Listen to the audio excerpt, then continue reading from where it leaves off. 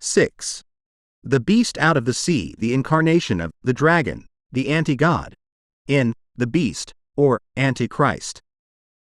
Reverend 13, 1-10. And I, he, the dragon, RV, stood upon the sand of the sea, and I saw a beast rise up out of the sea, having 7 heads and 10 horns, and upon his horns 10 crowns, and upon his heads the name of blasphemy. And the beast which I saw was like a leopard, and his feet were as the feet of a bear, and his mouth as the mouth of a lion. And the dragon gave him his power, and his seat, throne, and great authority. And I saw one of his heads as it were wounded to death, and his deadly wound was healed, and all the world wondered after the beast. And they worshipped the dragon, which gave power unto the beast, and they worshipped the beast, saying, Who is like unto the beast? Who is able to make war with him? And there was given unto him a mouth speaking great things and blasphemies, and power was given unto him to continue 42 months. And called Lucifer, son of the morning, and his fall is described. He is cast down to hell, Sheol, the underworld, where his coming creates a great stir among the kings of the earth that have preceded him, and who exclaim when they see him, Art thou also become weak as we? Art thou become like unto us? Is this the man that made the earth to tremble, that did shake kingdoms, that made the world as a wilderness and destroyed the cities thereof, that opened not the house of his prisoners? That the Antichrist does not form the federation, but is the outgrowth of it. The Antichrist fourth wild beast Dan. 7-7, 8, 19.20, 23-25. After this I saw in the night visions, and behold a fourth beast, dreadful and terrible, and strong exceedingly, and it had great iron teeth. It devoured and brake in pieces, and stamped the residue, the 3 preceding beasts, with the feet of it. And it was diverse from all the beasts that were before it. And it had 10 horns. I considered the horns, and, behold, there came up among them another little horn, before whom there 3 of the first horns plucked up by the roots. And, behold, in this horn were eyes like the eyes of a man, and a mouth speaking great things. Then I would know the truth of the fourth beast, which was diverse from all the others, exceeding dreadful, whose teeth were of iron, and his nails of brass, which devoured, brake in pieces, and stamped the residue with his feet, and of the 10 horns that were in his head, and of the other, which came up, and before whom 3 fell, even of that horn that had eyes, and a mouth spake very great things, whose look was more stout than his fellows. Thus he said, The fourth beast shall be the 4th kingdom upon earth, which shall be diverse from all kingdoms, and shall devour the whole earth, and shall tread it down and break it in pieces. And the 10 horns out of this kingdom are 10 kings that shall arise, and another king shall arise after them, and he shall be diverse from them. First, and he shall subdue 3 kings. And he shall speak great words against the Most High, and shall wear out the saints of the Most High, and think to change times and laws. And they shall be given into his hand until a time and times and the dividing of time. Daniel's foreview, the little horn of the he-goat Dan. 8:8-12, 23-25. Therefore the he-goat waxed very great, and when he was strong, the great horn was broken, and for it came up 4 notable ones toward the 4 winds of heaven. And out of one of them came forth a little horn, which waxed exceeding great, toward the south and toward the east, and toward the pleasant land, Palestine. And it waxed great, even to the host of heaven, and it cast down some of the host and of the stars to the ground, and stamped upon them. Yea, he magnified himself even to the prince of the host, and by him the daily sacrifice was taken away, and the place of his sanctuary was cast down. And an host was given him against the daily sacrifice by reason of transgression, and it, he, the little horn, cast down the truth to the ground, and it, the little horn, practiced and prospered. And in the latter time of their kingdom, when the transgressors are come to the full, a king of fierce countenance, and understanding dark sentences, shall stand up. And his power shall be mighty, but not by his own power, and he shall destroy wonderfully, and shall prosper, and practice, and shall destroy the mighty and the holy people. And through his policy, also he shall cause craft, all kinds of business, to prosper in his hand. And he shall magnify himself in his heart, and by peace shall destroy many. He shall also stand up against the Prince of Princes, Christ, but he shall be broken without hand. The willful king Dan. 11. 36-39. And the king shall do according to his will. And he shall exalt himself and magnify himself above every god, and shall speak marvelous thing against the God of gods, and shall prosper till the indignation be accomplished.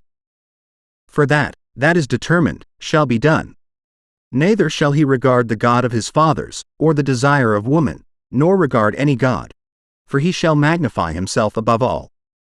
But in his estate shall he honor the God of forces, and a God whom his fathers knew not shall he honor with gold, and silver, and with precious stones and pleasant things. Thus shall he do in the most strongholds with a strange God, whom he shall acknowledge and increase with glory, and he shall call them to rule over many, and shall divide the land for gain. Paul's 4 2 Thess. 2-3.12 feet. Let no man deceive you by any means. No man, for that day, the day of the Lord, shall not come except there come a falling away first, rod that man of sin be revealed. The son of perdition, who opposeth and exalteth himself above all, that is called God, or that is worshipped, so that he as God sitteth in the temple of God, the rebuilt temple of Jerusalem, showing himself that he is God. For the mystery of iniquity doth already work in Paul's day, only he, the Holy Spirit, who now letteth, restraineth, will let, restrain, until he be taken out of the way. And then shall that wicked be revealed, whom the Lord shall consume with the spirit, breath, of his mouth, and shall destroy with the brightness, manifestation, of his coming. Even him, whose coming is after the working of Satan with all power and signs and lying wonders, and with all deceivableness of unrighteousness in them that there has never as yet been such a king of Babylon as is here described. It must therefore refer to some future king of Babylon, when Babylon shall be rebuilt, as we shall see it is to be. Verses 12-14 evidently refer to Satan, and are descriptive of him before his fall, but as he is to incarnate himself in the Antichrist, who is to be a future king of Babylon, it explains the source of the pride and presumption of Antichrist, which will lead to his downfall, as it did to Satan's. 2. Daniel's perish, because they received not the love of the truth, Christ, that they might be saved. And for this cause God shall send them strong delusion that they should believe a lie, the lie. American Standard 1911 Bible, that they all might be damned who believed not the truth, but had pleasure in unrighteousness. John's 4 Beast out of the sea Rev. 13. 1-7 Prominent of men. All these gifts will be conferred on him by Satan, whose tool he will be, and who will thus make him the Superman. He will pose as a great humanitarian, the friend of men, and the especial friend of the Jewish race, whom he will persuade that he has come to usher in the Golden Age, as pictured by the prophets, and who will receive him as their Messiah. He will intoxicate men with a strong delusion and his never-varying success. And when he shall be slain and rise again, he will have lost none of these powers, but will be in addition the embodiment of all kinds of wickedness and blasphemy. He shall speak great words against the Most High, and shall wear out the saints of the Most High, and think to change times and laws. Dan. 7:25. He shall also stand up against the Prince of Princes, Jesus. Dan. 8:25. He shall do according to his will, and he shall exalt himself and magnify himself above every god, and shall speak marvelous things against the God of gods. Dan. 11:36. Who opposeth and exalteth himself above all that is called God, or that is worshipped, so that he as God sitteth in the temple of God, at Jerusalem, showing himself that he is God. Whose coming is after the working of Satan with all power and signs and lying wonders. 2. Thess. 2, 3-9. There has never as yet appeared on this earth a person who answers the description given in the above scriptures. Such a character is almost inconceivable. No writer would have invented such a character. 7. The beast out of the earth, the false prophet, or anti-spirit. Reverend 13, 11-18. And I beheld another beast, coming up out of the earth, and he had 2 horns like a lamb, and he spake as a dragon. And he exerciseth all the power of the first beast before him, and causeth the earth and them which dwell therein to worship the first beast, whose deadly wound was healed. And he doth great wonders, so that he maketh fire come down from heaven on the earth in the sight of men, and deceiveth them that dwell on the earth by the means of those miracles which he had power to do in the sight of the beast, saying to them that dwell on the earth, that they should make an image to the beast, which had the wound by a sword, and did live. And he had power to give life unto the image of the beast, that the image of the beast should both speak, and cause that as many as would not worship the image of the beast should be killed.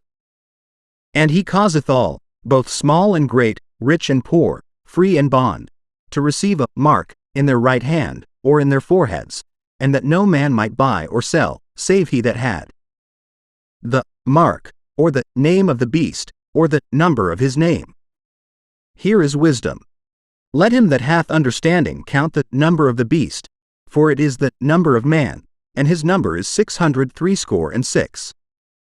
After the apostle John had seen and described the beast that came up out of the sea, he saw another beast come up out of the earth. This second beast, while John does not say it was a lamb, had 2 horns, like a lamb, that is, it was lamb-like. Because of this resemblance, many claim that the second beast is the Antichrist, for Antichrist is supposed to imitate Christ. While the Lamb, Christ, is mentioned in the book of Revelation chapter 22 times, the description given of him in chapter 5-6 is that of a lamb having 7 horns, and not 2. This differentiates him from the lamb-like beast that comes up out of the earth, who, though he is lamb-like in appearance, speaks as a dragon. The second beast has a name. He is called the false prophet 3 times. First in chapter 16:13, then in chapter 19:20, and again in chapter 20:10. Twice he is associated with the first beast, Antichrist, and once with the dragon, Satan, and the first beast, and as they are persons so must he be. The fact that he is called the false prophet is proof that he is not the Antichrist. Jesus had a foreview of him when he said, "There shall arise false Christs and false prophets, and shall show great signs and wonders, insomuch that, if it were possible, they shall deceive the very elect." Matt 24:24. Here Jesus differentiates between false Christs and false prophets. Therefore the Antichrist and the false prophet cannot be the same. That the second beast comes up out of the earth may signify that he will be a resurrected person. If, as was hinted at, Antichrist was Judas resurrected, why should not the false prophet also be a resurrected person? There will be 2 persons, as we have seen, who shall come back from heaven as the foreview 1. The Colossus. We now turn to Daniel. The book of Daniel may be divided into 2 parts. The first 6 chapters are historical, the last 6 are prophetical. The book contains 1 dream by Nebuchadnezzar and 4 visions by Daniel, all relating to the times of the Gentiles. Nebuchadnezzar in his dream saw a great image, or colossus. The head of the image was of fine gold, its breast and arms of silver, its belly, abdomen, and thighs, hips, of brass, its legs of iron, and 2 witnesses, Moses and Elijah. Why not 2 persons come up from the underworld, brought up by Satan to counteract the work of the 2 witnesses? The fact that the first beast, Antichrist, and the second beast, false prophet, are cast alive into the lake of fire, Reverend 19:20, is further proof that they are more than ordinary mortals, and that the first beast is more than the last ruling emperor of the revived Roman Empire. He is the Antichrist, Satan's Superman. In the dragon, the beast, and the false prophet, we have the Satanic Trinity, Satan's imitation of the divine Trinity. In the unseen and invisible dragon, we have the Father, the anti-God. In the beast, we have the son of perdition, the Antichrist, begotten of the dragon, who appears on the earth, dies, and is resurrected, and to whom is given a throne by his father the dragon. In the false prophet, we have the anti-spirit, who proceeds from the dragon father and dragon son, and whose speech is like the dragon's. The dragon then will be the anti-God, the beast, the antichrist, and the false prophet, the anti-spirit, and the fact that all three are cast alive into the lake of fire, Rev. 2010, is proof that they together form a triumvirate, which we may well call the Satanic Trinity. Again, the Antichrist is to be a king and rule over a kingdom. He will accept the kingdoms of this world that Satan offered Christ and that Christ refused. Matt 4:8-10. He will also exalt himself and claim to be God. 2 Thess 2-4. But the false prophet is not a king. He does not exalt himself. He exalts the first beast, Antichrist. His relation to the first beast is the same as the Holy Spirit's relation to Christ. He causeth the earth and them which dwell therein to worship the first beast. He also has power to give life, and in this he imitates the Holy Spirit. And as the followers of Christ are sealed by the Holy Spirit until the day of redemption, EPH 4:30, so the followers of Antichrist shall be sealed by the false prophet until the day of perdition. Rev. 13:16-17. The false prophet will be a miracle worker. While Jesus was a miracle worker, he did all his mighty works in the power of the Holy Spirit. Acts chapter 10 verse 38. Among the miracles that the false prophet will perform, he will bring down fire from heaven. As we have seen under the work of the two witnesses, chapter 11-114, there will probably be a fire test between Elijah and the false prophet, and the test as to who is God of Mount Carmel will be repeated. That Satan, who will then energize the false prophet, can do this is clear from Job chapter 1 verse 16, where Satan, having secured permission from God to touch all that Job had, brought down fire from heaven, and burned up Job's sheep and servants. The false prophet then commands the people to make an image of the beast. This is further proof that the first beast is the Antichrist. It is a strange weakness of mankind that they must have some visible God to worship, and when the children of Israel, who had been delivered from Egypt under Moses' leadership, thought he had forsaken them because he did not come down from the mount, they called Aaron to make them gods which should go before them, and Aaron made for them the golden calf. X 32:1-6. So the false prophet will have the people make for the purpose of worship an image of the beast. But the wonderful thing about the image is that the false prophet will have power to give life to it, and cause it to speak, and to demand that all who will not worship it shall be put to death. In other words, the image will be a living, speaking automaton. This image reminds us of the golden image that Nebuchadnezzar commanded to be made and set up in the plain of Dura, in the province of Babylon, Dan 3:1-30, before which, at the sounding of musical instruments, the people were commanded to bow down and worship under penalty, for those who disobeyed, of being cast into a burning fiery furnace. Doubtless there will be many in the day of Antichrist, who will refuse to bow down and worship the image of the beast, and who will not escape as did the 3 Hebrew children, though God may interpose in a miraculous way to deliver some. And as if this was not enough, the false prophet shall cause all, both small and great, rich and poor, free and bond, to receive a mark in their right hand, or in their forehead, and that no man might buy or sell, save he that has the mark, or the name of the beast, or the number of his name. This mark will be known as the brand of Hell. This is what the world is fast coming to. The time is not far distant when the various trusts and combinations of capital will be merged into a federation of trusts, at the head of which shall be a Napoleon of Capital. Ultimately, this federation of trusts will extend to the whole world, at the head of which shall be the Antichrist, and the producer and its feet of iron and clay. This image was destroyed by a stone cut out of a mountain supernaturally. The stone, in turn became a great mountain and filled the whole earth. Dan.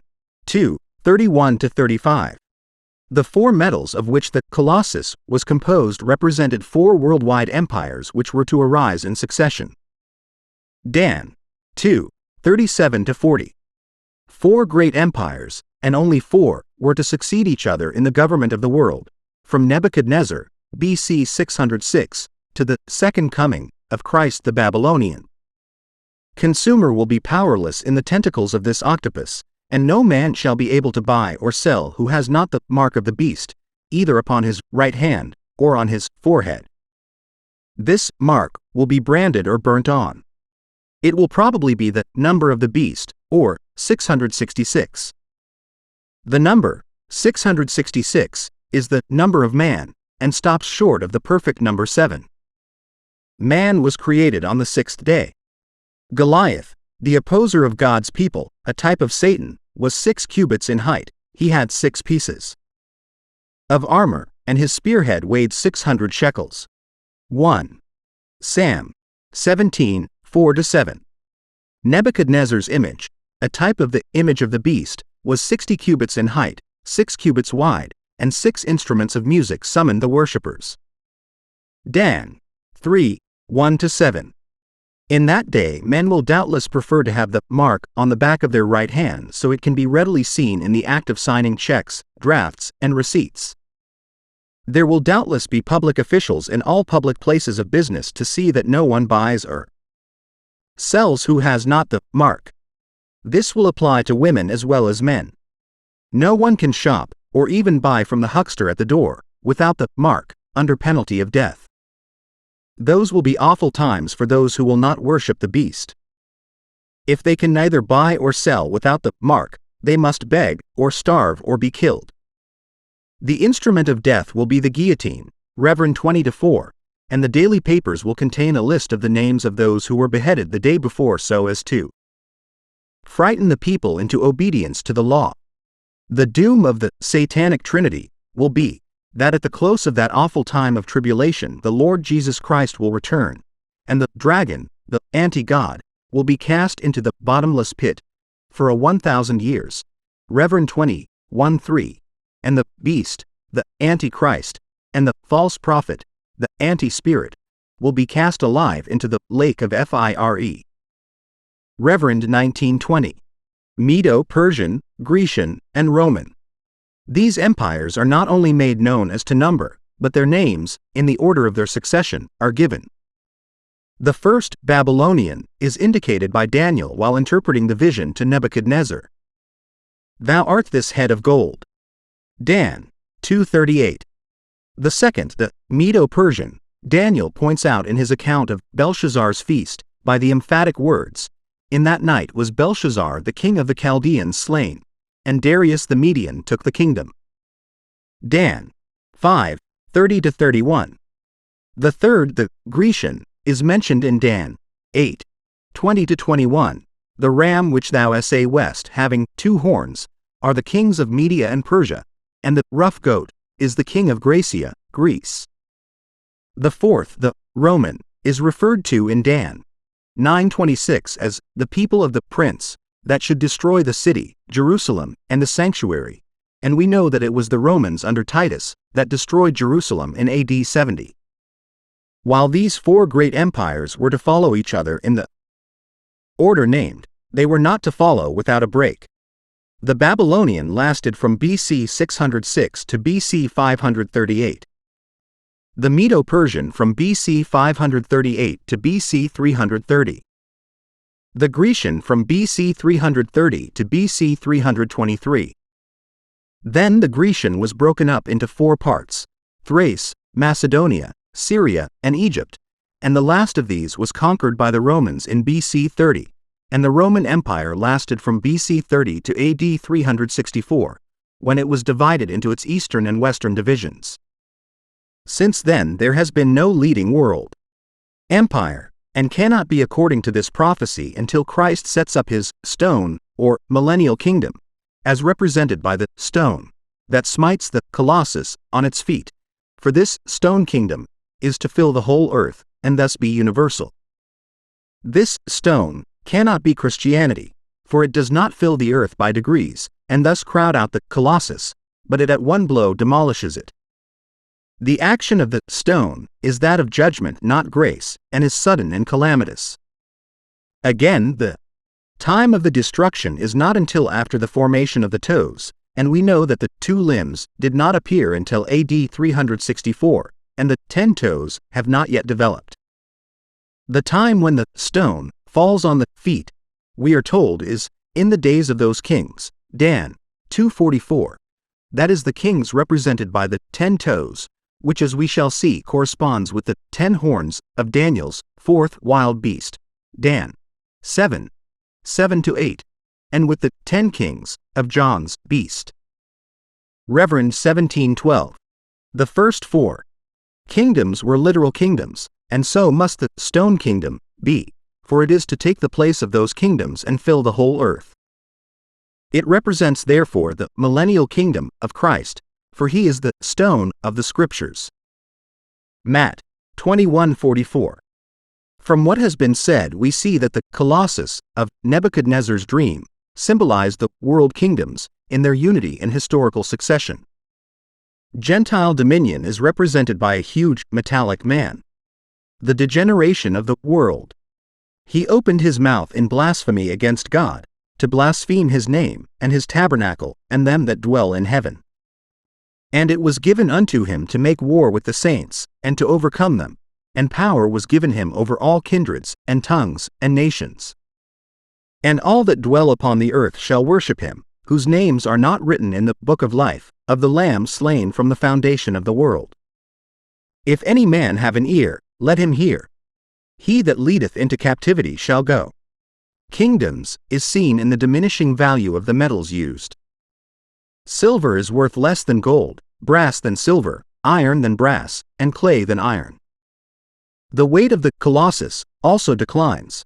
The specific gravity of gold is 19.5, of silver 10.47, of brass 8, of cast iron 5, and of clay 1.93. The colossus is top-heavy. The character of the governing power also deteriorates from an absolute monarchy under Nebuchadnezzar to an autocratic democracy, symbolized by the mixture of the iron and clay of the feet. In other words, the governing power passes from the head, the organ that ought to direct the members of the body, to the feet, which are only made to carry the body whither the head directs. We have dwelt thus at length on the colossus, for it is only as we understand it that we can understand the meaning of the wild beasts that Daniel saw come up out of the sea. 2. The vision of the 4 beasts. 48 years after Nebuchadnezzar had his dream, BC 555, Daniel in vision stood upon the shore of the great sea, the Mediterranean, and saw 4 great beasts come up out of the sea in succession. First beast.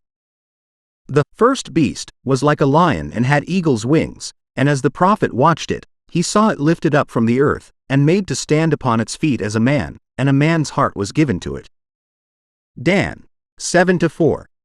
We have only to visit the British Museum, London, and examine the colossal stone lions with the wings of an eagle and the head of a man, disinterred from the ruins of Babylon and Assyria by Sir Henry Layard between the years 1840 and 1850 AD, to see that this first beast stands for Babylon and its king Nebuchadnezzar.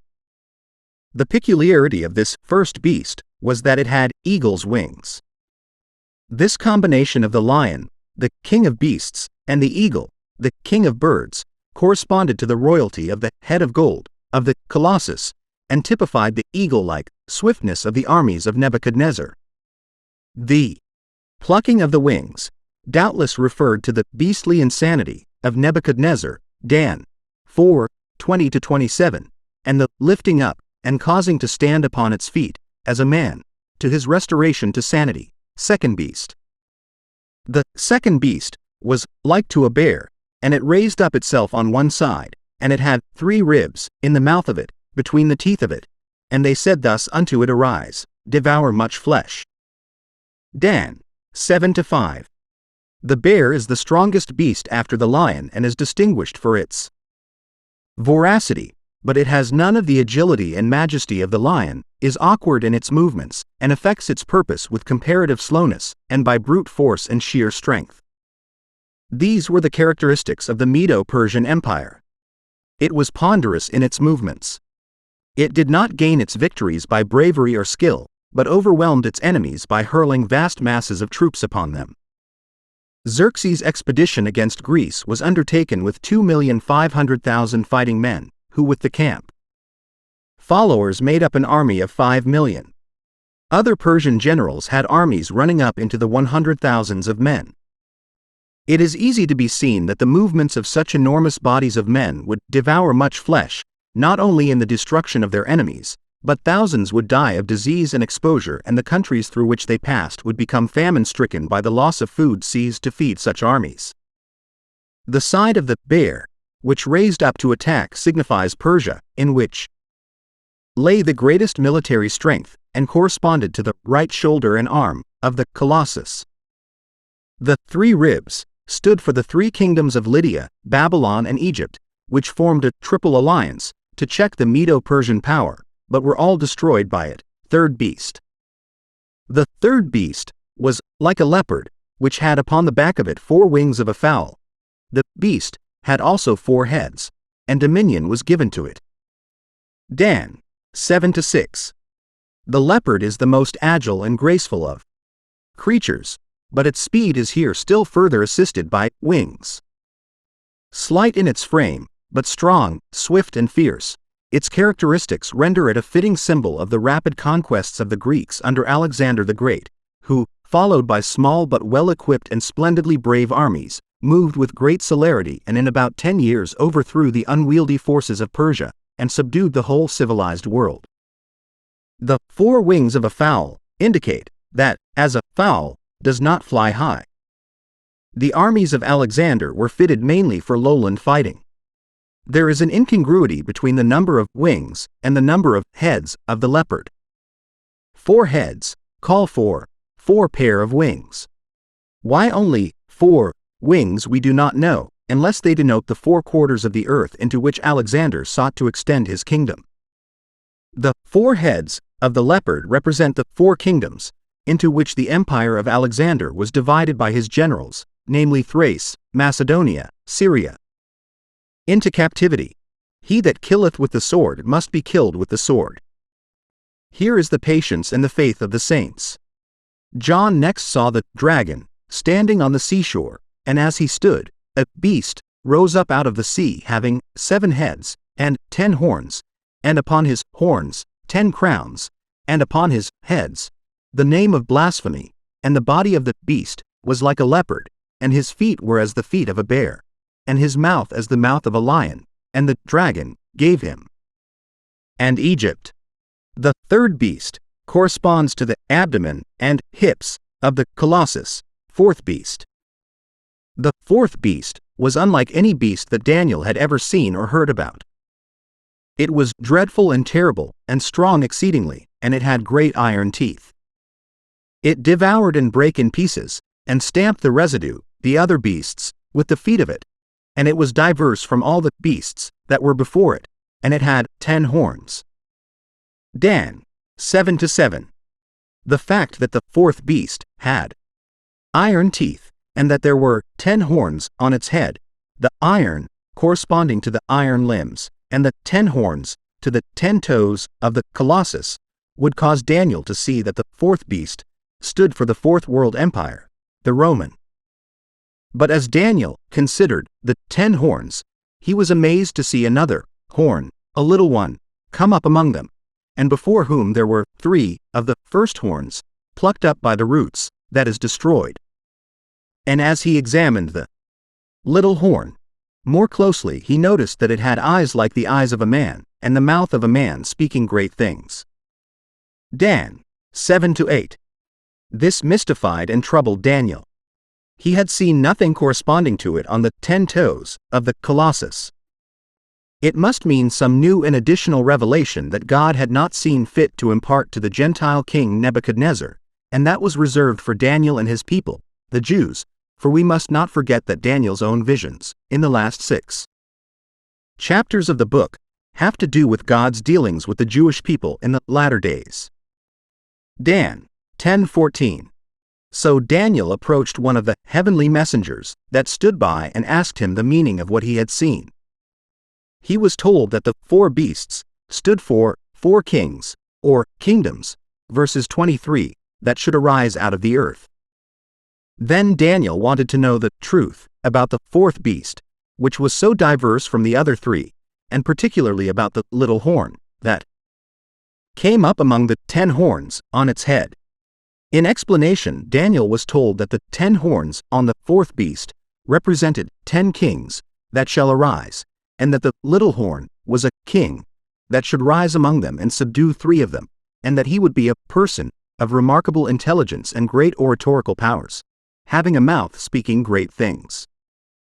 That he would be audacious, arrogant, imperious, and persecuting, and change times and laws, and that the saints of the Most High, Daniel's people, would be given into his hands for a time and times, and the dividing of time, or 3.5 years. In this vision of the 4 beasts, we see degeneration, just as we saw it in the metals of the Colossus. The descent is from the lion, the king of beasts, to a nondescript monster that defies description. The reason why these 4 kingdoms are represented first as a golden-headed metallic image, and then as a succession of wild beasts, is to show the difference between man's view and God's view of the world kingdoms. Man sees in them the concentration of wealth, majesty, and power. God sees them as a succession of rapacious wild beasts devouring one another. 3. The vision of the ram and the he-goat. The explanation as to the meaning of the little horn perplexed Daniel, and he voiced it by saying, "My cogitations much troubled me, and my countenance changed in me. He had a sad look, but I kept the matter in my heart." Dan 7:28.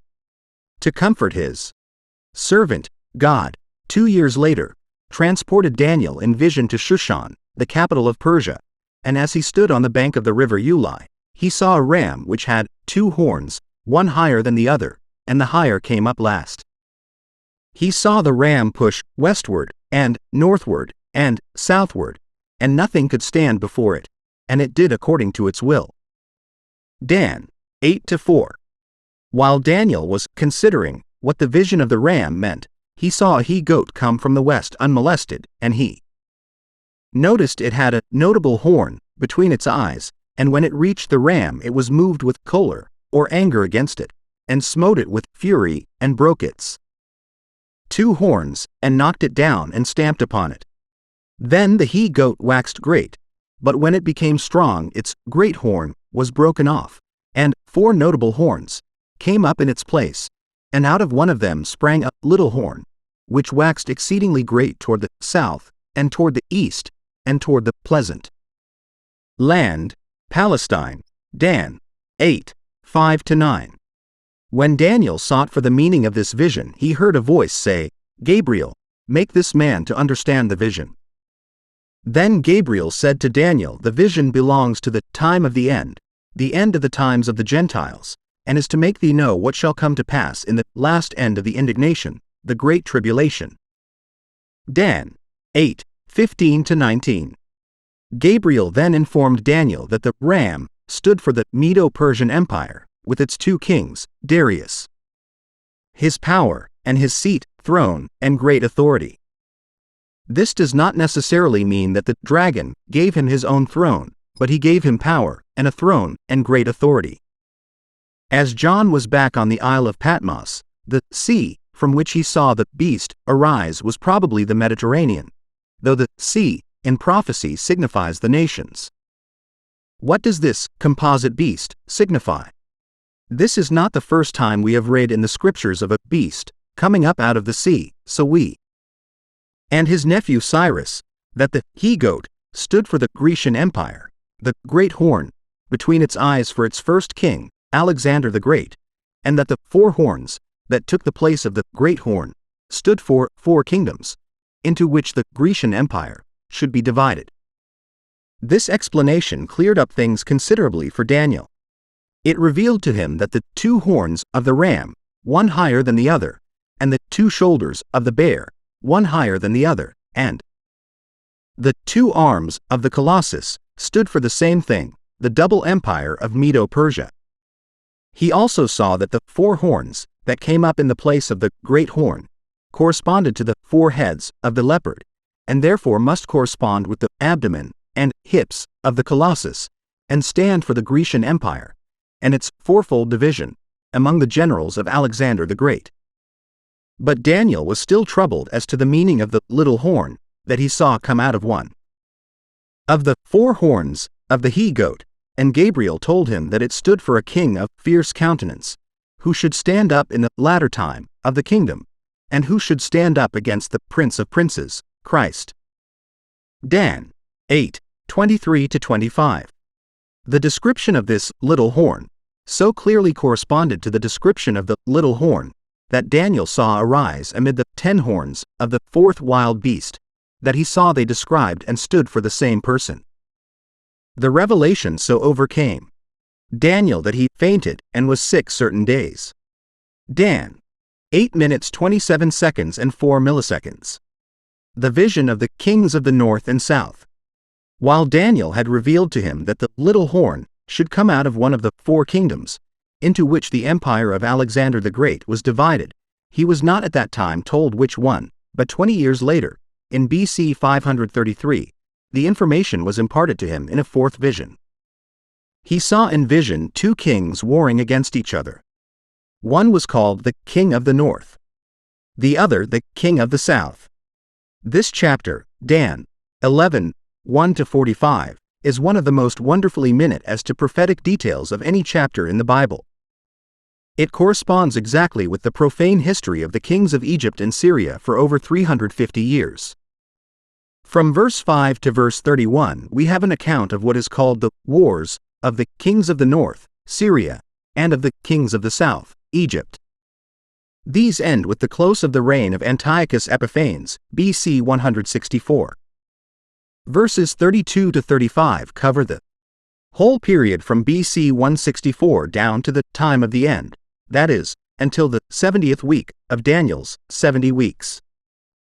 At verse 36 the willful king appears, and from that verse down until the end of the book of Daniel we have an account of what is to befall Daniel's people in the latter days.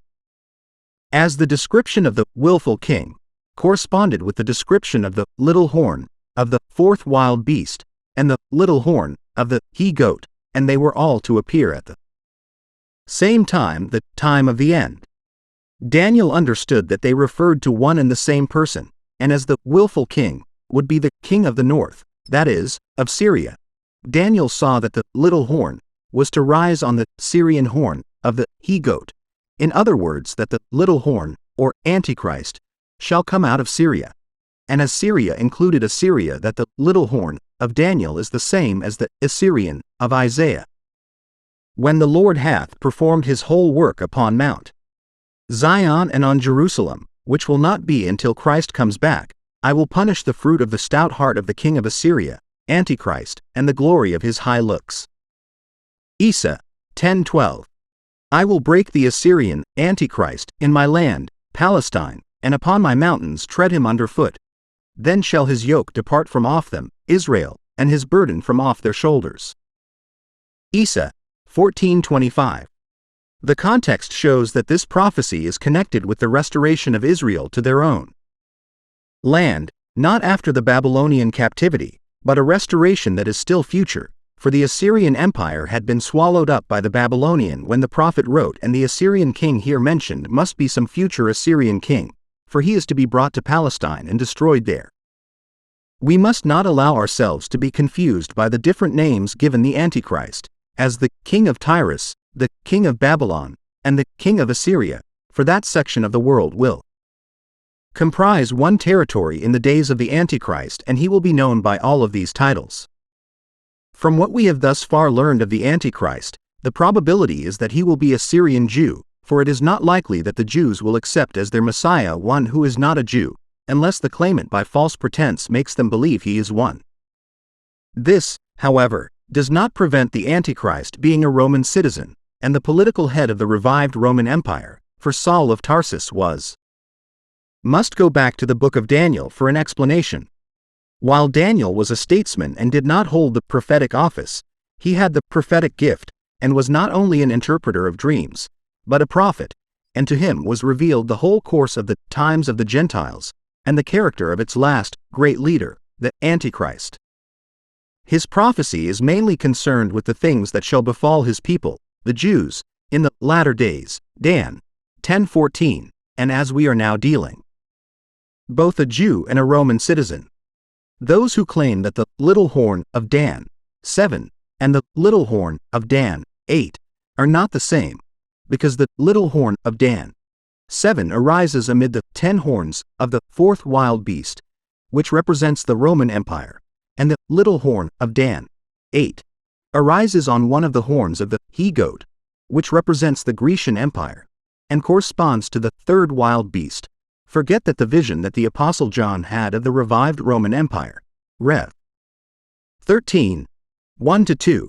The Roman Empire in its last stage reveals the fact that the last stage of the Roman Empire will include all the characteristics of the whole four empires: Babylonian, Medo-Persian, Grecian, and Old Roman. This is seen in the character of the beast John saw come up out of the sea.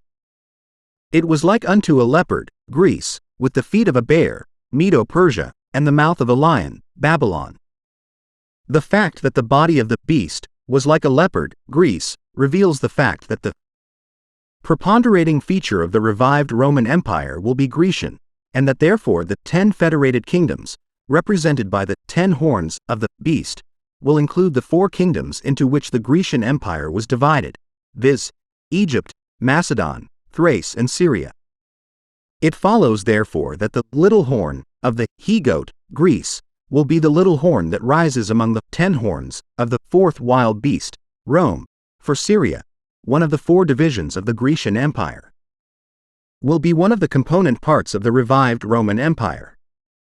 Again, those who claim that Antiochus Epiphanes, BC 175-165, a king of Syria, was the little horn of the he-goat, overlook the fact that, while Antiochus Epiphanes devastated Palestine and caused an idol altar to be erected on the brazen altar of the temple, on which he offered swine flesh, which was an abomination to the Jews, he does not fulfill the description of the little horn of the he-goat, Dan 8, 9-12, 23-25, 4. Antiochus Epiphanes, nor any other ruler of the past, ever stood up against Jesus, the Prince of Princes. Neither was Antiochus Epiphanes broken without hand. He died a natural death at Tabe in BC 165. But the little horn of the he-goat is to be broken without hand. His kingdom is to be destroyed by a stone cut out of the mountain without hands, and he himself shall be paralyzed by the brightness of the Lord's coming. 1 Thess. 2-8, and he shall be cast alive into the lake of fire. Reverend 1920. There is no intimation in Scripture that Antiochus Epiphanes is even to be regarded as a type of Antichrist. They are distinct historical personages, and though they resemble each other in some respects, yet they must not be confounded with each other. After this prolonged exposition of Daniel's foreview of the Antichrist, which has seemed necessary to a proper understanding of the meaning of the beast, which John saw come up out of the sea, we now turn to 3. Paul's foreview. Let no man deceive you by any means, for that day, the day of the Lord, shall not come except there come a falling away first, and that man of sin be revealed, the son of perdition, who opposeth and exalteth himself above all that is called God, or that is worshipped, so that he as God sitteth in the temple of God, the rebuilt temple at Jerusalem, showing himself that he is God. For the mystery of iniquity doth already work in Paul's day, only he, the Holy Spirit, who now letteth, restraineth RV, will let restrain, until he be taken out of the way. And then shall that wicked be revealed, whom the Lord shall consume with the spirit breath of his mouth, and shall destroy with the brightness, manifestation RV, of his coming.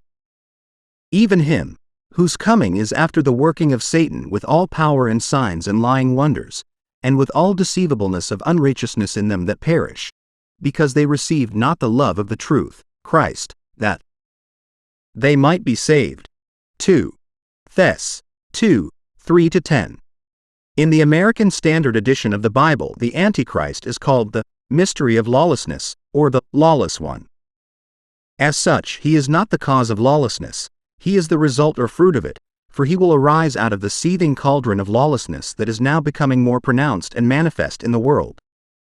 The name that the Apostle Paul gives the Antichrist, the son of perdition, is not without significance.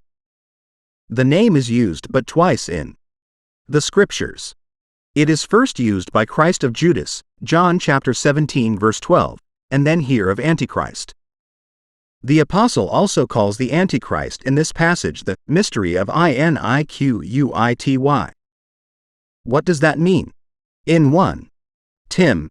3:16, Christ is spoken of as the mystery of godliness, that is, that he was God manifest in the flesh.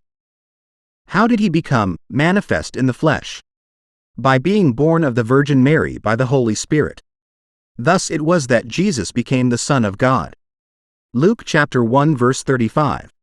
Now as iniquity is the opposite of, with the things that shall come to pass in the last, or 70th week, of Daniel's 70 weeks, we necessarily must turn back to the book of Daniel for an explanation of this symbol of the beast.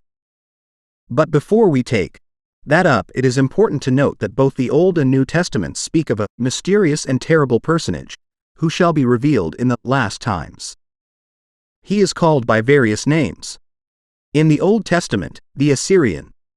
Isaiah chapter 10 verses 5-6, 30, 27-33, king of Babylon. Godliness, then the mystery of iniquity, must be the opposite of the mystery of godliness.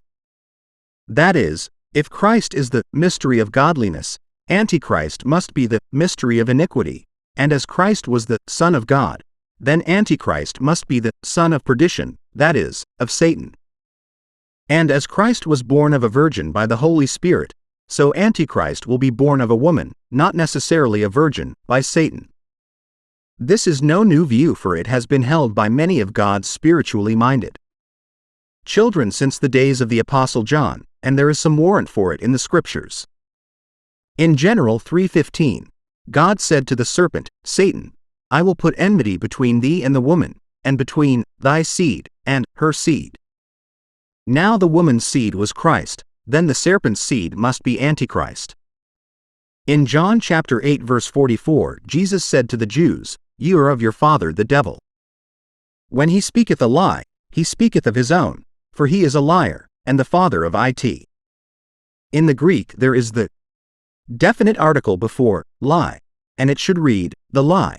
So when the devil speaks of the lie, he is speaking of his own child, for he is a liar, and the father of it, the lie. And it is worthy of note that in the verses 11, that follows the passage we are considering, that the apostle says, And for this cause God shall send them strong delusion that they should believe a lie. Here again the definite article is found in the Greek, and it should read, the lie, the son of perdition, the Antichrist. But why was Judas called the son of perdition? Was he a child of Satan by some woman, or was he simply indwelt by Satan? Here we must let the Scriptures speak for themselves. In John chapter 6 verses 70-71 we read that Jesus said, Have not I chosen you 12, and one of you is a devil? He spake of Judas Iscariot the son of Simon, for he it was that should betray him, being one of the 12. In no other passage than this is the word devil applied to anyone but to Satan himself. Here the word is diabolos, the definite article is employed, and it should read, And one of you is the devil. This would make Judas the devil incarnate, or the mystery of iniquity, and explains why Jesus in John chapter 17 verse 12 calls him the son of perdition. This is the only place in the Scriptures where the word diabolos is applied to a human being, and it implies an incarnation. While perdition is a place, Rev. 17-8, 11, it is also a condition into which men may fall. 1 Tim. 6-9, Heb. 10:39. And while men who have committed the unpardonable sin are sons of perdition, because they are destined to the place of the irrevocably lost. Yet Judas and Antichrist are the sons of perdition, in a special sense, for they are the sons of the author of perdition, the devil. That is, they are not merely obsessed or controlled by the devil. The devil has incarnated himself in them, and for the time being, to all practical purposes, they are the very devil himself. The next question that arises is, if Judas and the Antichrist are both called the son of perdition, are they one and the same, or are there two sons of perdition? Here we must anticipate. Turning to Reverend 11-7, we read that the beast that slays the two witnesses ascends out of the bottomless pit, abyss, and that beast is the Antichrist. Now, how did he get into the abyss? Well, if there is only one son of perdition, and Judas and Antichrist are one and the same, then he got in the abyss when Judas went to his own place, the abyss. Acts chapter 1 verse 25. Of no other person is it said anywhere in the scriptures that he went to his own place. Again in Reverend 17-8 it is said, the beast that thou west was, and is not, and shall ascend out of the bottomless pit, abyss, and go into perdition. As this beast is the same that slays the two witnesses, he is the Antichrist. Now there are four things said of him. First, he was. Second, he is not. Third, he shall ascend out of the bottomless pit. Fourth, he shall go into perdition. From this we learn that in John's day the beast was not, but that he had been before on the earth, and was to come again, that he was to ascend from the bottomless pit. This is positive proof that the Antichrist has been on the earth before, and that when he comes in the future he will come from the abyss. The question then arises, when was Antichrist on the earth before? If Judas and Antichrist are one and the same, the enigma is solved. When Judas was on the earth, he was. When Judas went to his own place, he was not. When Judas comes back from the abyss, he will be the Antichrist. The author does not insist on this view of Judas and Antichrist being correct, but with open mind he accepts it, because it seems to be the only logical solution of both Judas and Antichrist being called the son of perdition. IV. John's foreview. John saw a beast rise up out of the sea, having 7 heads and 10 horns, and upon his horns 10. Isaiah chapter 14 verse 4, Lucifer. Isaiah chapter 14 verse 12, the little horn. Daniel chapter 7 verse 8, 9-12, a king of fierce countenance. Dan 8:23, the prince that shall come. Dan 9:26, the willful king. Dan 11:36. In the New Testament, the man of sin. 2 Thess 2, 3-8, son of perdition. 2 Thess 2, 3-8, that wicked. 2 Thess 2, 3-8, Antichrist. 1 John chapter 2 verse 18, the beast. Reverend 13, 1-2. Jesus also made a prophetic reference to him. I am come in my Father's name, and you receive me not. If another shall come in his own name. Crowns, and upon his heads the name of blasphemy. And the beast, which I saw, was like a leopard, and his feet were as the feet of a bear, and his mouth as the mouth of a lion. And the dragon gave him his power, and his seat, throne, and great authority. And I saw one of his heads as it were wounded to death, and his deadly wound was healed, and all the world wondered after the beast. And they worshipped the dragon, which gave power unto the beast, and they worshipped the beast, saying, Who is like unto the beast? Who is able to make war with him? And there was given unto him a mouth speaking great things and blasphemies, and power was given unto him to continue 42 months. When we compare these 4 views, and note the similarity of conduct of Daniel's little horn, Paul's man of sin, and John's beast, and that Daniel's little horn and John's beast are to continue for the same length of time, 42 months, or 3.5 years, and that Daniel's little horn, Paul's man of sin, and John's beast are all to be destroyed in the same manner at Christ's second coming, we see that they all prefigure the same evil power, which is after the working of Satan, and which John in 1 John chapter 2 verse 18 calls the Antichrist. In other words, when we find in prophecy 3 symbolic personages that come upon the stage of action at the same time, occupy the same territory, exhibit the same character, do the same work, exist the same length of time, and meet the same fate, they must symbolize the same thing. Before we examine in detail John's beast, it would be well for us to compare it with Daniel's 4th wild beast. In comparing these 2 beasts, we find that they both come up out of the sea, the nations, and that they are utterly unlike any beast we have ever heard of. Daniel's beast was dreadful and terrible, and strong exceedingly, and it had great iron teeth and nails of brass, while John's beast was like a leopard, with the feet of a bear and the mouth of a lion. Daniel's 4th wild beast Dan. 7-7, 8, 19, 20, 23-25. After this I saw in the night visions, and behold a 4th beast, dreadful and terrible, and strong exceedingly, and it had great iron teeth. It devoured and brake in pieces, and stamped the residue, the 3 preceding beasts, with the feet of it. And it was diverse from all the beasts that were before it, and it had 10 horns. I considered the horns, and, behold, there came up among them another little horn, before whom there were 3 of the first horns plucked up by the roots. And, behold, in this horn were eyes like the eyes of a man, and a mouth speaking great things. Then I would know the truth of the 4th beast, which was diverse from all the others, exceeding dreadful, whose teeth were of iron, and his nails of brass, which devoured, brake in pieces, and stamped the residue with his feet, and of the 10 horns that were in his head, and of the other which came up, and before whom 3 fell, even of that horn that had eyes, and a mouth that spake very great things, whose look was more stout than his fellows.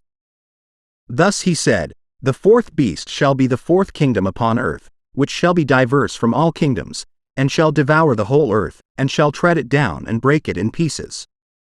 And the 10 horns out of this kingdom are 10 kings that shall arise, and another king shall rise after them, and he shall be diverse from the first, and he shall subdue 3 kings.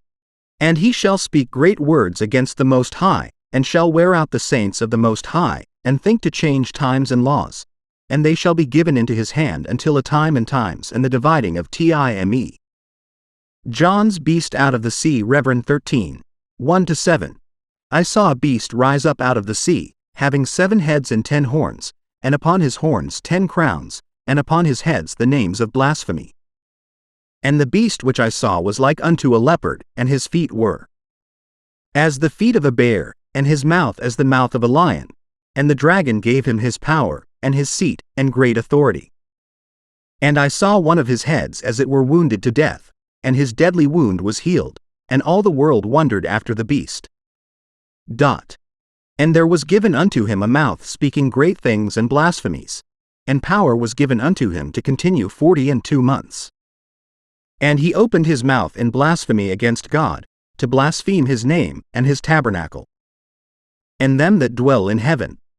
And it was given unto him to make war with the saints, and to overcome them, and power was given him over all kindreds, and tongues, and nations.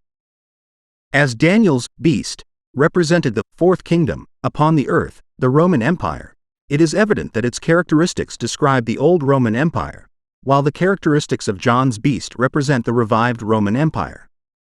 We know that the old Roman Empire was strong exceedingly, and its grip and power were him ye will receive. John chapter 5 verse 43. Isaiah's foreview. The prophet Isaiah sees the Antichrist as the Assyrian.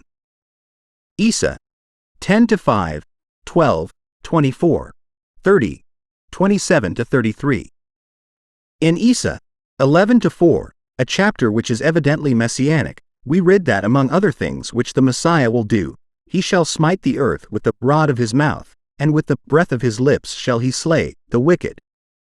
The word translated, the wicked, is in the singular number, and cannot refer to wicked persons in general, but to some one person. Like a beast with great iron teeth, and nails of brass, and from the description of John's beast, we learn that the revived Roman Empire shall embody all the characteristics of the four world empires, as seen in its leopard-like body, its feet of a bear, and its mouth of a lion. That both beasts have 10 horns reveals the fact that they will be in existence at the time indicated by the 10 toes of the Colossus, with which they correspond, which will be just before the setting up of the stone, or millennial kingdom of Christ. We are told that the 10 horns of Daniel's beast stand for 10 kings, and the 10 horns of John's beast stand for the same. Reverend 1712. From this we see that both Daniel and John foresaw that the Roman Empire was to be eventually divided into 10 separate but federated kingdoms. While both beasts have 10 horns, they differ in that John's had 7 heads, while Daniel's had but 1, and among the 10 horns on Daniel's beast there came up a little horn, which is not seen amid the 10 horns of John's beast. These, as we shall see, are features that refer to the last stage of the beast, and show that we cannot understand the last stage of the beast without carefully comparing Daniel's and John's beasts, for the little horn of Daniel's beast plucks up 3 of the 10 horns and destroys them, or takes their kingdom away, a thing that John omits to tell us. Again, the anti-Christian character of Daniel's beast is seen in its little horn, whose conduct corresponds with not a part, but the whole of John's beast, and that for the same length of time, and times, and the dividing of time, which equals 42 months. It now remains to analyze the beast that John saw come up out of the sea, and try to discover the meaning of its various members. We have 2 descriptions of this beast. Daniel's 4th wild beast, as we have seen, represents the Roman Empire as it existed from BC 30 until, as a nation, it shall cease to exist. While it was divided in AD 364, as the result of an ecclesiastical schism, into its eastern and western divisions, and lost its national life as a world power, yet it has never lost its religious existence or influence as seen in the continuance of the Greek and Roman churches, and Roman law is still a controlling power in our laws. In this sense, the Roman Empire in its influence has never ceased to exist. We are now to consider it in its last stage as outlined in John's beast. In the 2 descriptions of John's beast as given above, it is very important to see that the beast has a dual meaning. It represents both the revived Roman Empire and its imperial head, the Antichrist. John's 2 visions of the beast out of the sea, Reverend 13. 1-7. I saw a beast rise up out of the sea, having 7 heads and 10 horns, and upon his horns 10 crowns, and upon his heads the names of blasphemy. And the beast which I saw was like unto a leopard, and his feet were as the feet of a bear, and his mouth as the mouth of a lion, and the dragon gave him his power, and his seat, and great authority. And I saw one of his heads as it were wounded to death, and his deadly wound was healed, and all the world wondered after the beast.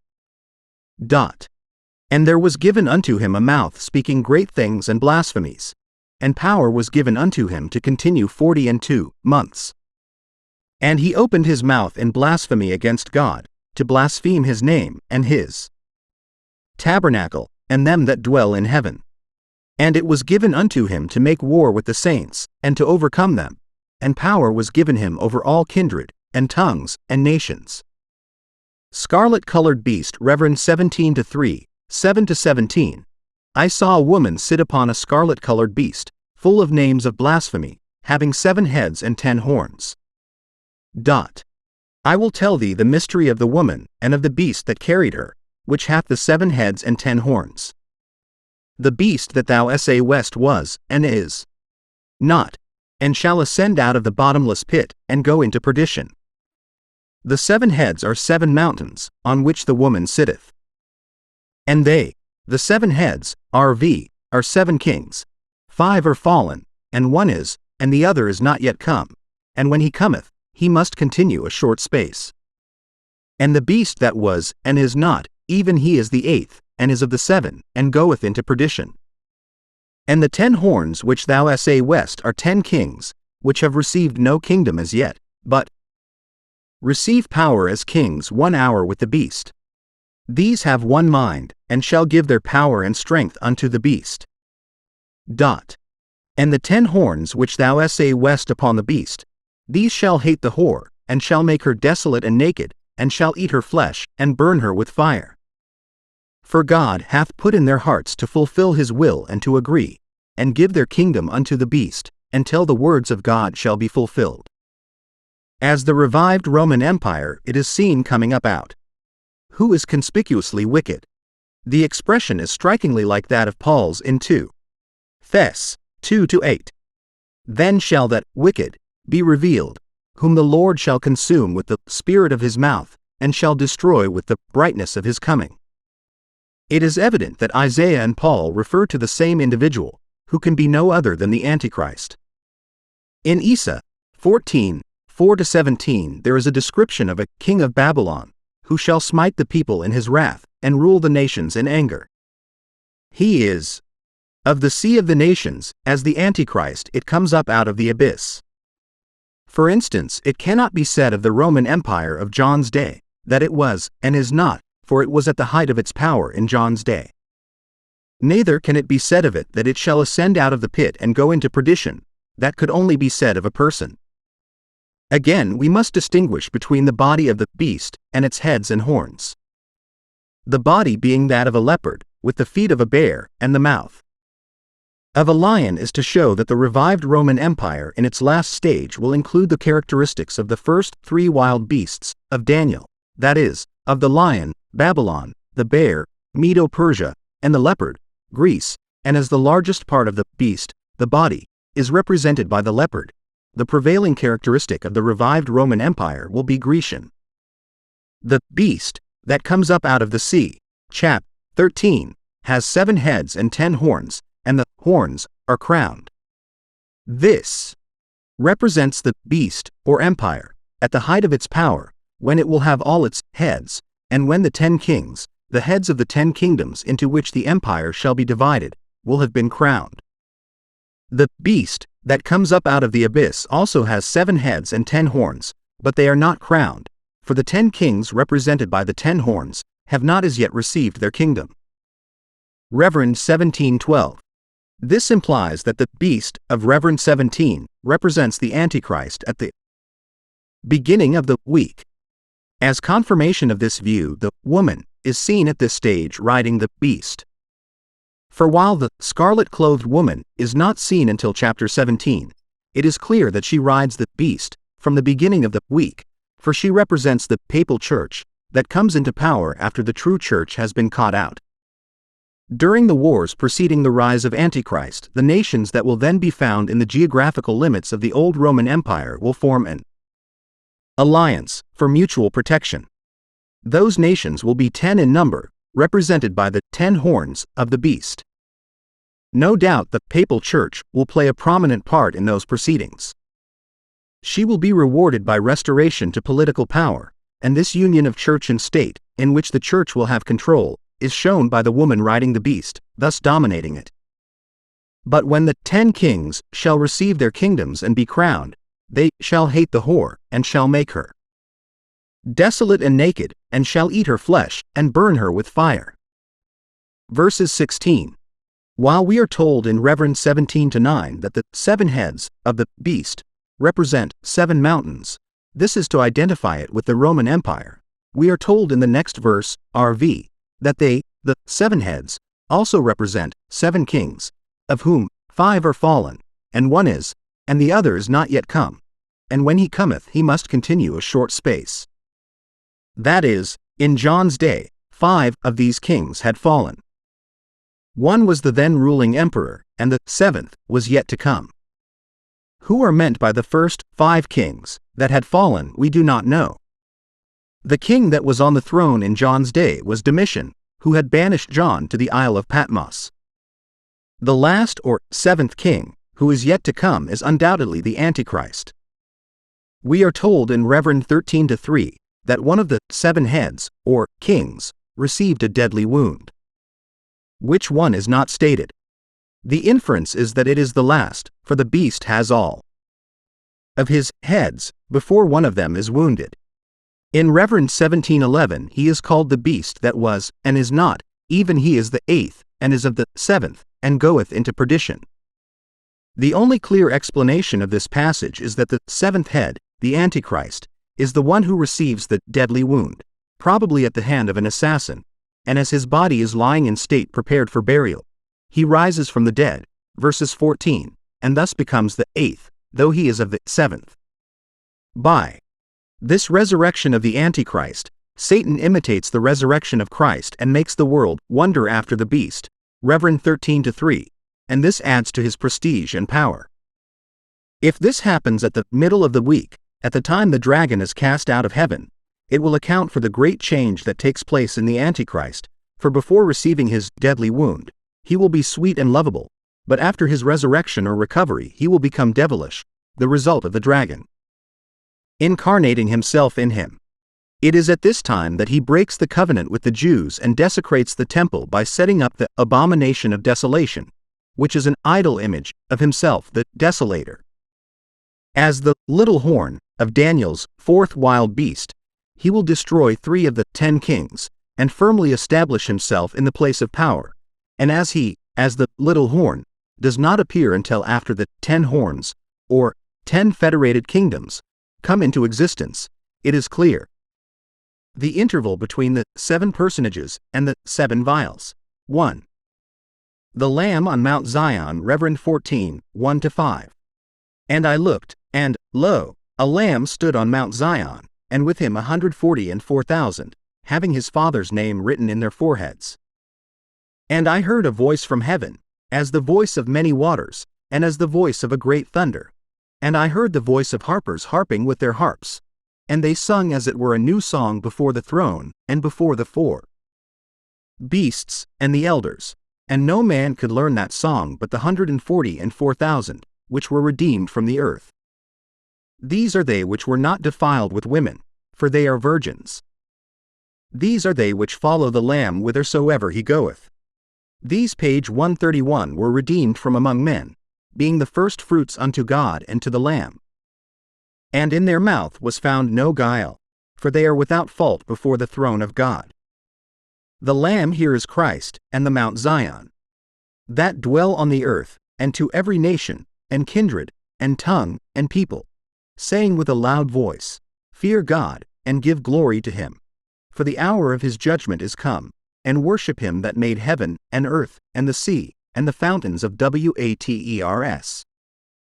In his vision of apocalyptic judgments, John sees many angels at work. Here he sees one flying in mid-heaven, that is, in the heaven or atmosphere that surrounds our earth. The mission of this angel is to preach the everlasting gospel unto every nation, kindred, tongue, and people on the earth. Here is the first and only place in the Bible where an angel is commissioned to preach the gospel. An angel could not tell Cornelius how to be saved, he could only tell him to send for Peter for that purpose. Acts chapter 10 verses 3-6. In this gospel age, only redeemed men can preach the gospel, but at the end time, just before the return of the Lord, an angel will go forth to preach the everlasting gospel, or as the Revised Version puts it, the eternal gospel. The word gospel means good news. 4 forms of the gospel are mentioned in the New Testament, and we must distinguish carefully between them. 1. The gospel of the kingdom. Matt 24:14. This is the good news, that God purposes to set up a kingdom on this earth over which David's son, Jesus, shall reign, as prophesied in Luke chapter 1 verses 32-33. 2 preachings of this gospel are mentioned, one past, beginning with the ministry of John the Baptist, and preached by Jesus and his disciples, but it ended with the rejection of Jesus as king. This gospel is to be preached again after the church is taken out. It will be the fulfillment of Matt 24:14, where it says, This gospel of the kingdom shall be preached in all the world for a witness unto all nations, and then shall the end come. This has no reference to the gospel that is now being preached to the nations. It is the gospel of salvation, but the gospel of the kingdom is not for salvation, but for a witness. That is, It is the announcement that the time has come to set up the kingdom. It will be preached first by Elijah the forerunner, Mal. 4:5-6, and by others who shall be commissioned to bear the news to all nations as a proclamation of the coming of Christ as King to occupy the throne of David, and for the purpose of regathering Israel to the promised land. 2. The Gospel of the Grace of God. Acts chapter 20 verse 24. This is the good news, that Jesus Christ the rejected King died on the cross for our salvation. This form of the gospel is described in many ways. It is called the Gospel of God, Rom. 1-1, because it has its source in the love of God. John chapter 3 verse 16. Its character is grace. Acts chapter 20 verse 24. Its subject is Christ, Rom. 1:16-2. Cor. 10:14, and it is the power of God until salvation. It is also a glorious gospel, because it speaks of him who is in the glory, and has been glorified, and who is bringing many sons to glory. 1 Tim. 1:11-2. Cor. 4-4, Heb. 2:10. And it is the gospel of peace, because it makes peace between the sinner and God, and brings peace to the soul. EPH. 6:15-3. My Gospel. Rom. 2:16. Acts chapter 26 verses 16-18. This is the same as the gospel of the grace of God, or of salvation, with the additional revelations that were made known to Paul as to the church, EPH 3:17, and as to Israel. Rom. 11:1-36, 4. The everlasting gospel. Reverend 14-6. This is what the angel preaches in this chapter. It is neither the gospel of the kingdom, nor of grace. Its burden is not salvation but judgment. Fear God, and give glory to him, for the hour of his judgment is come. It is good news to Israel, and all who are passing through the fires of judgment, because it declares that their troubles will soon end in the judgment and destruction of Antichrist. It calls on men to worship God as Creator, and not as Savior, and so it is called in the Revised Version, the eternal gospel, the gospel that has been proclaimed from Eden down by patriarchs and prophets. And not an everlasting gospel, in the sense that it saves men for all eternity. There is another gospel, Gal.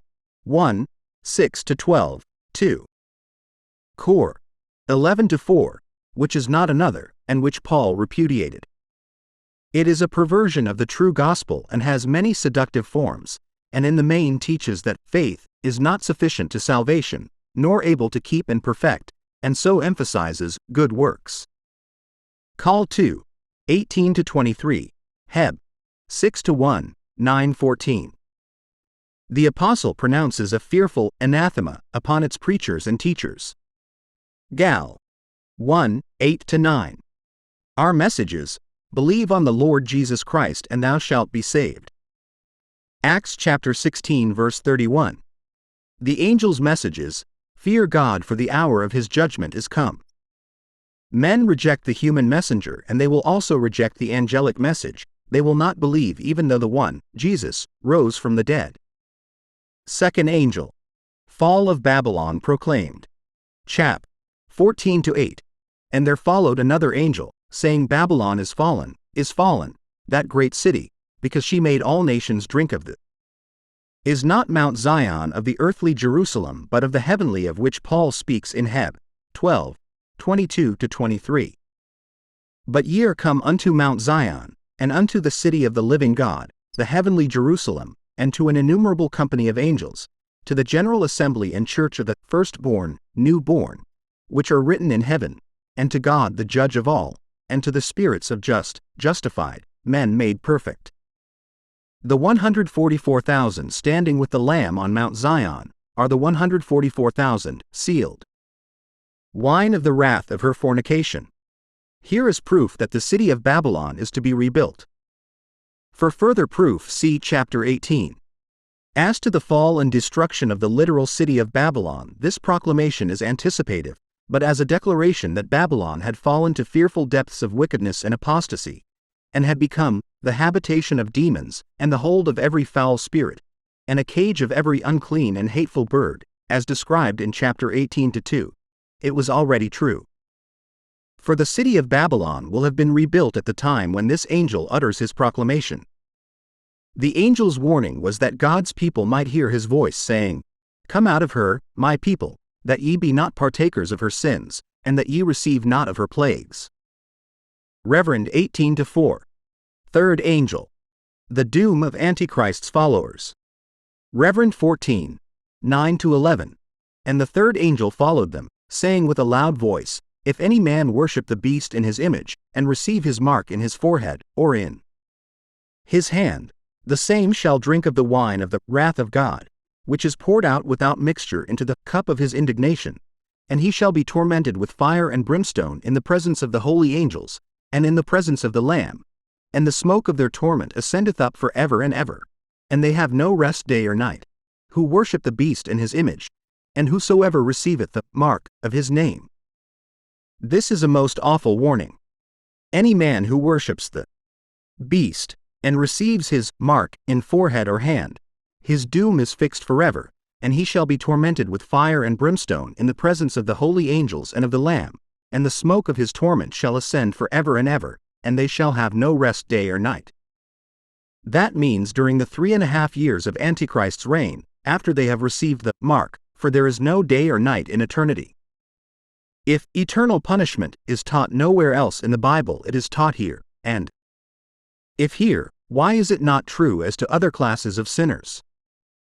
Just think of the horror of remorse in the lake of fire, as these worshippers of the beast shall recall the mark of the beast, as it was imprinted on their forehead or right hand with their own consent because of their desire to enrich themselves in the markets of their day. 3. The blessed dead. Rev. 14:12-13. Here is the patience of the saints. Here are they that keep the commandments of God, and the faith of Jesus. And I heard a voice from heaven saying unto me, Write, Blessed are the dead which die in the Lord from henceforth. Yea, saith the Spirit, that they may rest from their labors, and their works do follow them. This is blessedly true of all saints, but refers here to those who die after the false prophet has issued the command that all who will not worship the image of the beast shall be killed. Reverend 13:15. This is settled by the word henceforth. This warning is given for the benefit of those who in that day shall be tempted to compromise with evil in order to preserve their lives. Better to live and reign with Christ 1,000 years than with Antichrist 3.5 years. This special class of dead who die in the Lord will be blessed because they will be delivered from the trials and sufferings of the great tribulation, and will receive the martyr's crown, Reverend 2:10, and they shall rest from their labors of stemming the tide of iniquity of those days, and their works follow with them, RV. During the great tribulation, they that are loyal to God have no prospect before them but martyrdom, hence the need at this time of a special message of blessing to those who are faithful until death. What a contrast between the blessed dead and those who have the mark of the beast. The former will rest from their labors, while the latter shall not rest day or night. 4. The harvest and vintage. Rev. 14:14-20. And I looked, and behold a white cloud, and upon the cloud one sat like unto the Son of Man, having on his head a golden crown, and in his hand a sharp sickle. And another angel came out of the temple, crying with a loud voice to him that sat on the cloud, Thrust in thy sickle, and reap.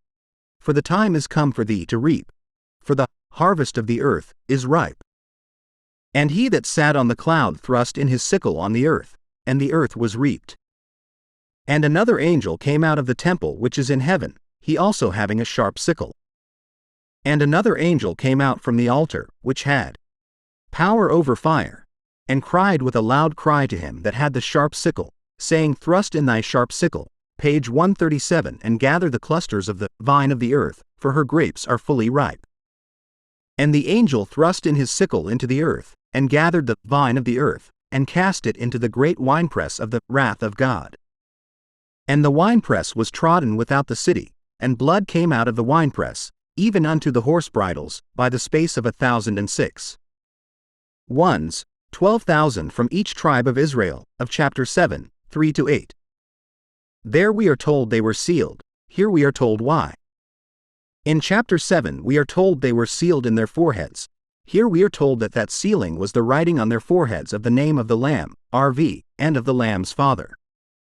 As John looked at the Lamb and the 144,000 sealed ones, who stood with him, he heard a voice from heaven, as the voice of many waters, and as the voice of a great thunder, which 100 furlongs.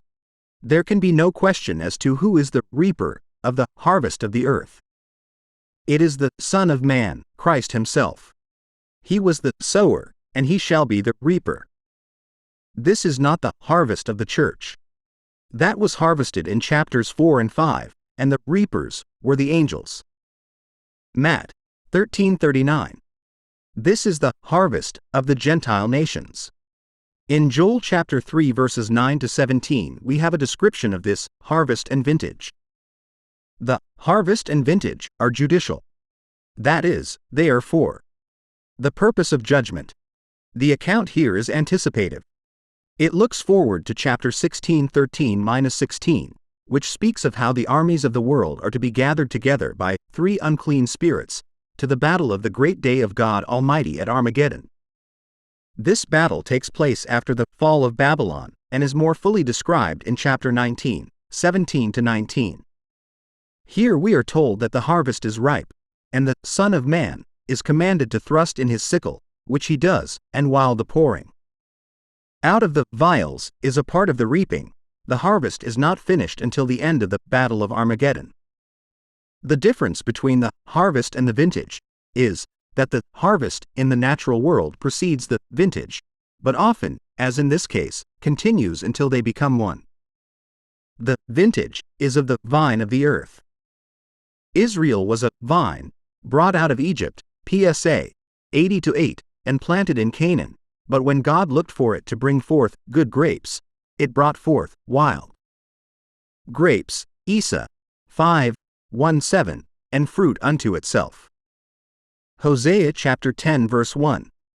When the Lord of the vineyard sent his servants for the fruit of the vineyard, the husbandman beat one, killed another, and stoned another.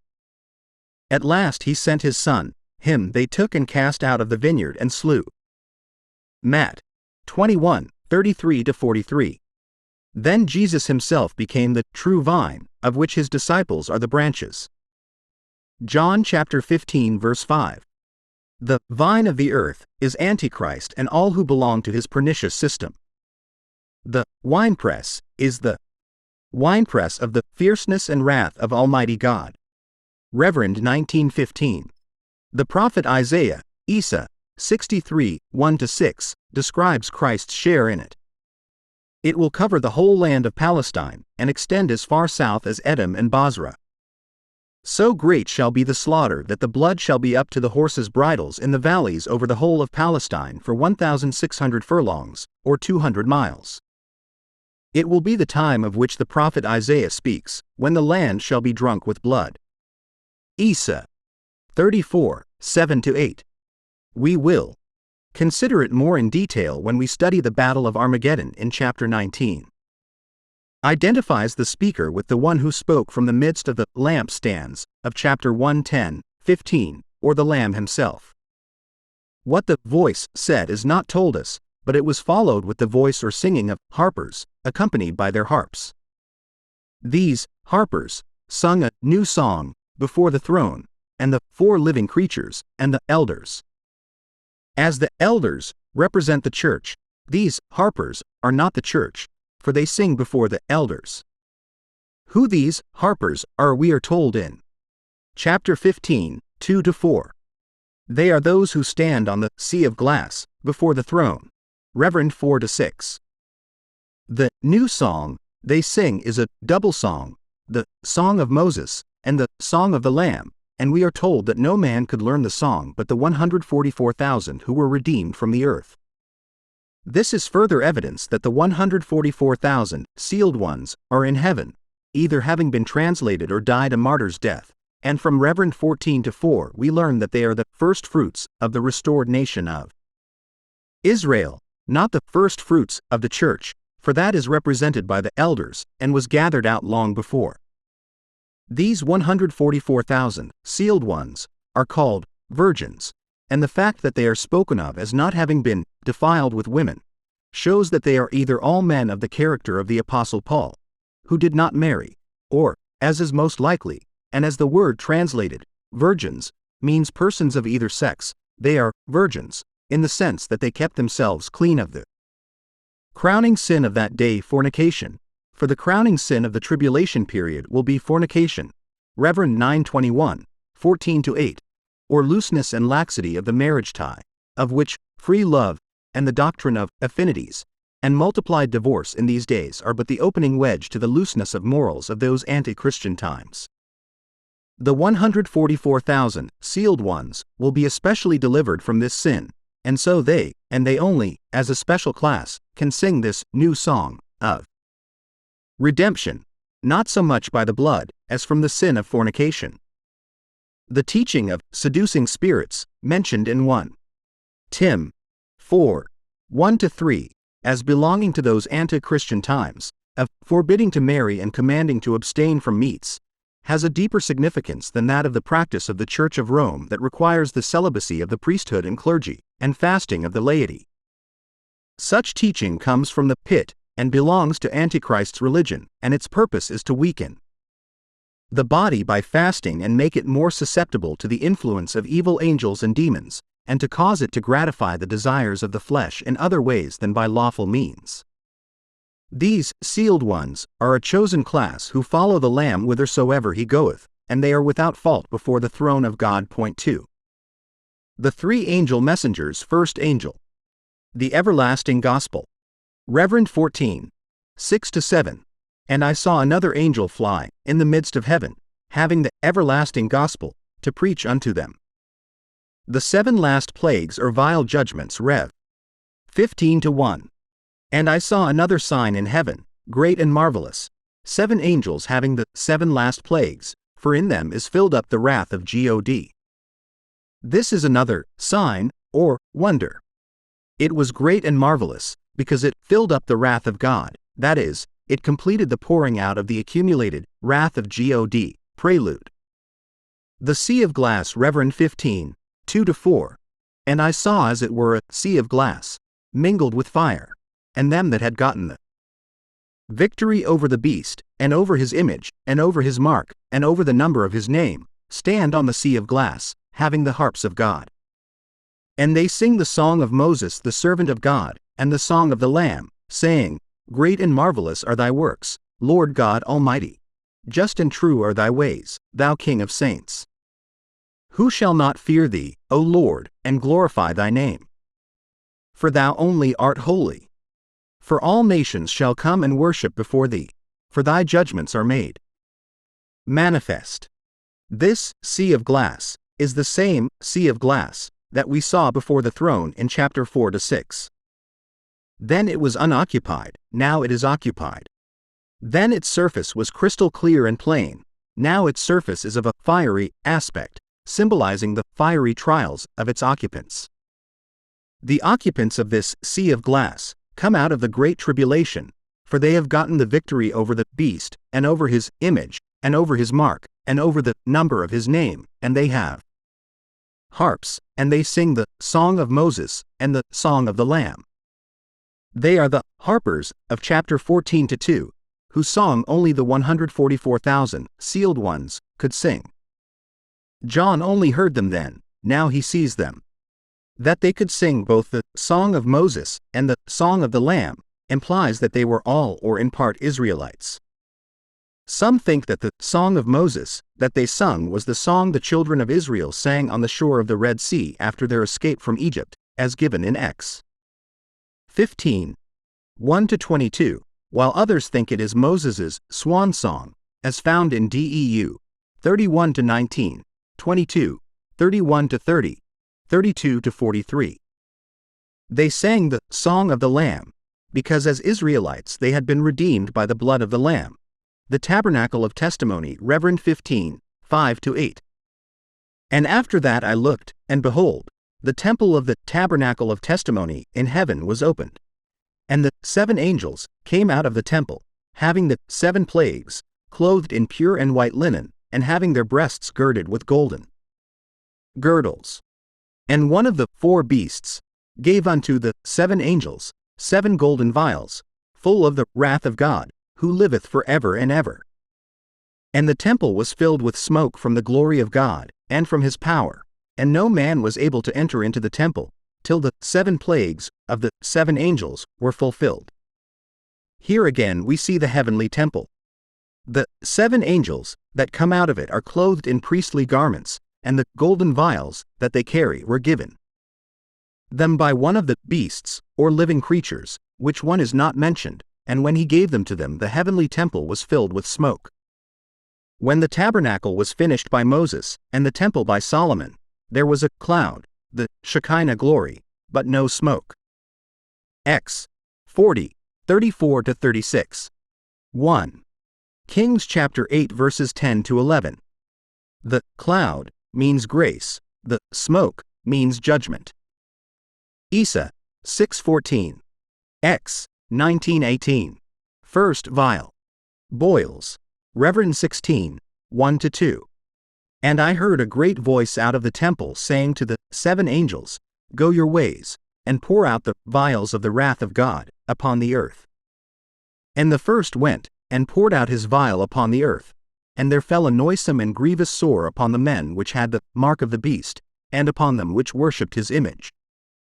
These vials and their contents are literal.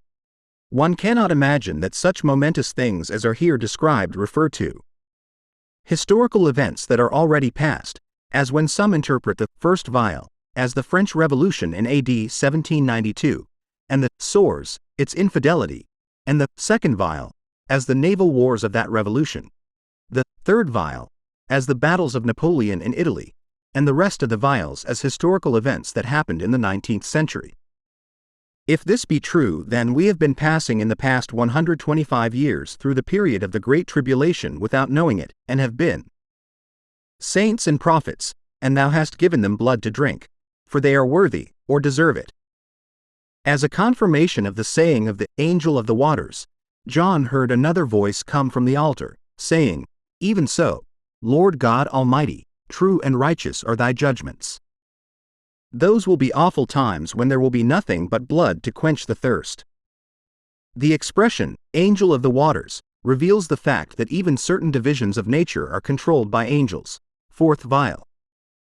Great heat. Reverend 16, 8-9. And the 4th angel poured out his vial upon the sun, and power was given unto him, the sun, to scorch men with fire. And men were scorched with great heat, and blasphemed the name of God, which hath power over these plagues, and they repented not to give him glory.